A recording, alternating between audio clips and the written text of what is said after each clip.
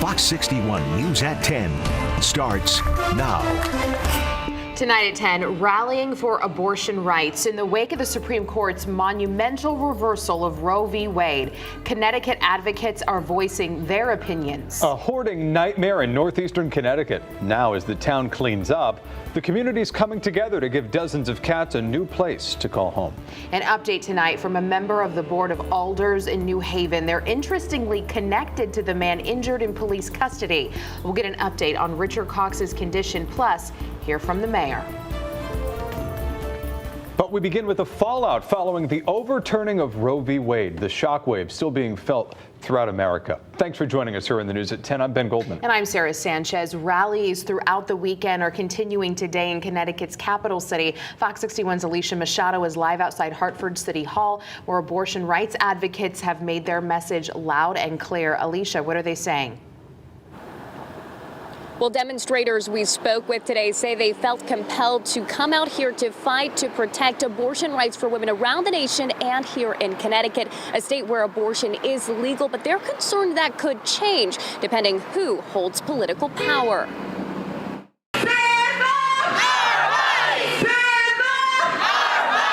Advocates rallying for abortion access outside of Hartford City Hall. This to me is such a human rights issue. Abortion is legal in Connecticut, but Ivaliz Correa with BLM 860, one of several groups hosting the rally, is concerned for future policies depending on who has political control. Our wombs should not be subject to the political whims of whoever is in power, and in Connecticut, we are not safe. It's a topic close to home for Correa. I myself did have to go through a life-saving procedure back in 2010, which involved an abortion for a child I really did want. Not that it's no one's business why you get an abortion, but an abortion saved my life. Abortion rights were codified into state statutes back in the 90s. I can guarantee you it's going to stay the law of the state of Connecticut right here. That's something you can count upon. But 16-year-old McKenna Clemens from Vernon wonders what that will look like for her generation. As a young person, this decision that Scout has made could impact my whole life. I'm concerned if Bob Stefanowski wins the governor race. Fox 61 brought the question to Republican candidate Bob Stefanowski, taking on Democrat incumbent Ned Lamont in the Connecticut governor's race. Stefanowski said he supports a woman's right to choose. I think Connecticut's law is appropriate with respect to that, and I'll continue to enforce it. He also told Fox 61 he supports banning late-term abortions and notifying parents of women under 16 who seek an abortion.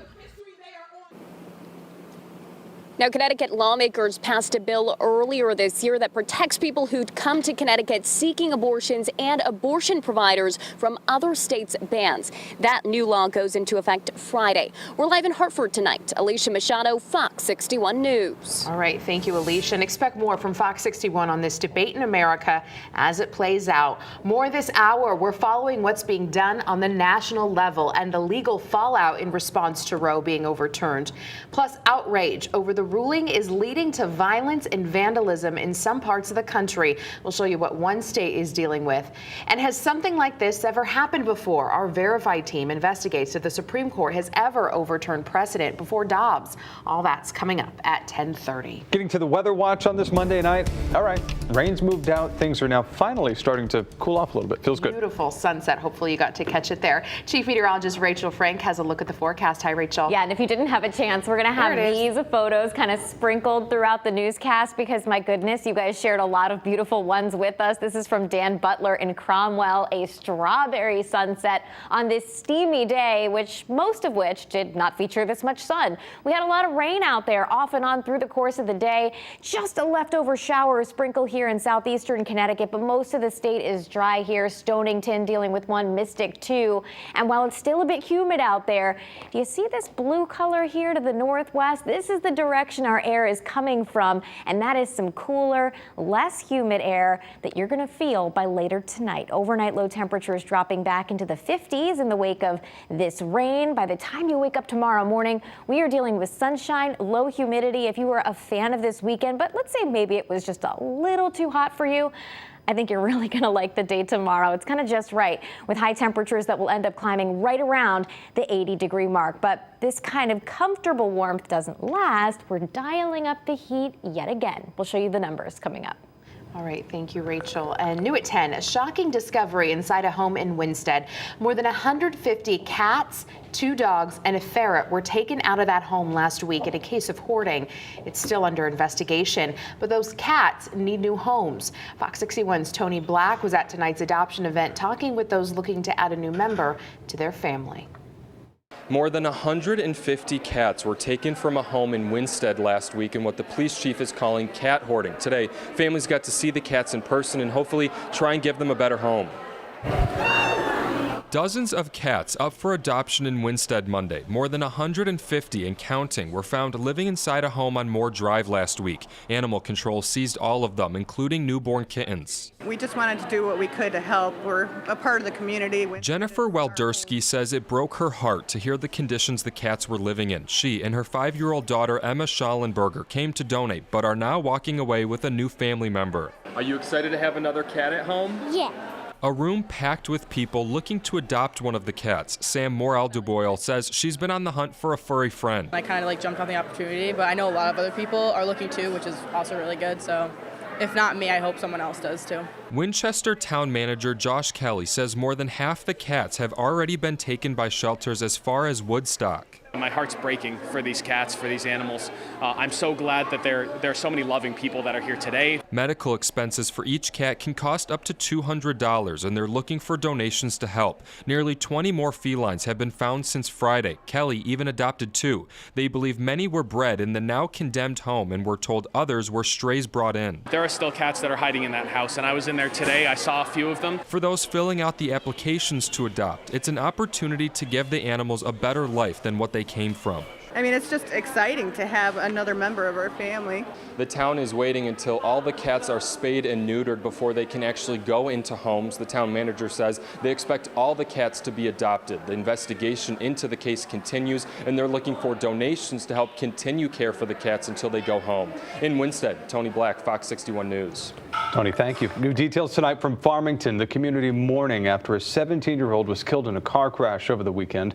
Police say 17-year-old Luke Rue died after the car he was driving and collided with another vehicle on Colt Highway. Police say that Rue was pronounced dead at the hospital. The other driver is still being treated for injuries tonight. A letter went out to the Farmington School District to offer information about counselor services for students and for families. To Wallingford tonight, where police say one driver died after a crash on the highway this weekend. State police say 34-year-old Jeremy Bishkoff collided with another vehicle and then spun out of control along I-91 South near exit 13. Troopers believe that he collided with the back of a tractor trailer before hitting the metal cable barrier. State police are looking for any witnesses to help them with their investigation. Also over the weekend, state police are looking for witnesses who saw a deadly crash out in Hampton. 2 children were injured in that crash. State police say a motorcycle rider collided with a car along Hartford Turnpike at the intersection of Route 97. That motorcycle rider died at the hospital. The driver of the car, along with a 14-year-old girl and a 5-year-old boy, were all taken to the hospital to get checked out. West Haven officials have given the all clear after the high school had to be evacuated. Police got a call from someone at the high school reporting a suspicious bag. Everyone evacuated the school safely. The bag was found and the threat was deemed not credible. Students were sent home for the day. Summer school and summer camps will resume as scheduled tomorrow. In other news tonight, the New Haven Board of Alders says it's disheartened over the police response to the June 19th incident in which a man was left paralyzed while in the custody of New Haven police. 5 police officers are currently on leave because of the incident. Fox 61's Tony Terzi has the latest developments in this case. This afternoon, I had a chance to speak to a Cox family friend who also happens to be a member of the New Haven Board of Alders, and he gave me a brief update on Richard's condition. What I've been informed of by the family, Richard is fighting for his life. He's hanging in there.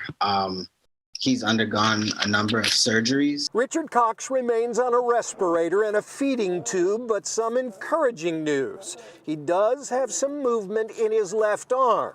Otherwise, there's paralysis from the chest down. And the doctors are waiting to see how the results of the surgery will play out, and it will take some time. Especially as a friend of the family, this has hit Avshalom Smith very hard. I felt that Randy's humanity wasn't recognized and that he was treated in a fashion that was subhuman. 2 of the 3 New Haven PD prisoner transport vans now have seatbelts installed, but all will be kept off the road until the 3rd one does.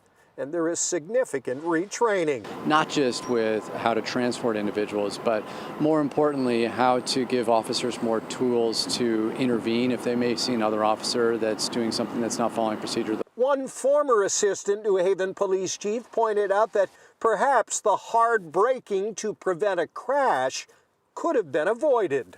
The officer's actions were inappropriate, from, driving the prisoner convenience van with a cell phone in your hand, texting people, just not paying attention to the road. And a former Fairfield police chief wonders why officers in the lockup bothered to move Cox when an ambulance was on his way. There's a tendency sometimes for police officers to become impatient with individuals who are under arrest because sometimes they're not cooperative. Tomorrow morning at 11 on the steps of New Haven Superior Court on Elm Street, the legal team representing Cox, including nationally renowned civil rights attorney Ben Crump, will hold a press conference. Here in New Haven, Tony Terzi, Fox 61 News.